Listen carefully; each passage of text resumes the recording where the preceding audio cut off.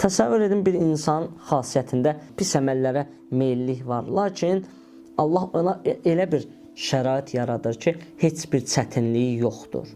Yəni həyatı rifah üzərində gedir, rahatçılıq üzərində gedir. Bu rahatlıq, bu rifah onu həyatını nisbətən sakitləşdirir və nizama salır. Mənfi xüsusiyyətləri tədricən onda unutdurur. Buna onu misal çəkmək olar ki, sanki alov təzə sönübdür, lakin onun közü, kömürü qalıbdır. Əgər onun üstünə bir külək dəyərsə, yəni o sanki o bir çətinliklər dəyərsə, külək əsərsə, o təzə söndüyünə görə o qığılcımlar ki qalıbdır, o küləyə görə o təzədən alovlanır, yanır təzədən.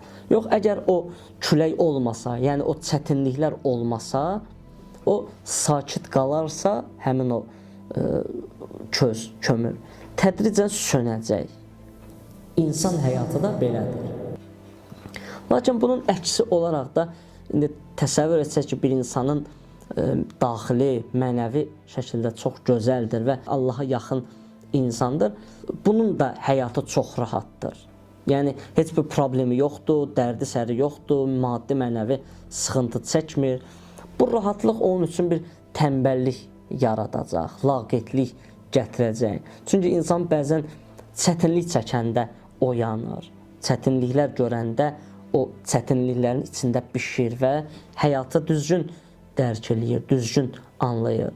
Bu minvalla da o Allaha yaxınlaşar, şükr edər, özünü tədrici şəkildə mənəvi formada inkişaf elətdirər. Lakin qeyd etdiyimiz kimi rahatlıq onu yuxuya apara bilər. Yəni qəflətə də hətta gətirib çıxarda bilər. Buna misal olaraq bunu qeyd etmək olar ki, bir toxuma bənzətsək, belə bir həyatı, belə bir şəxsi toxuma bənzətsək, toxumun daxilində gül olmaq potensialı var.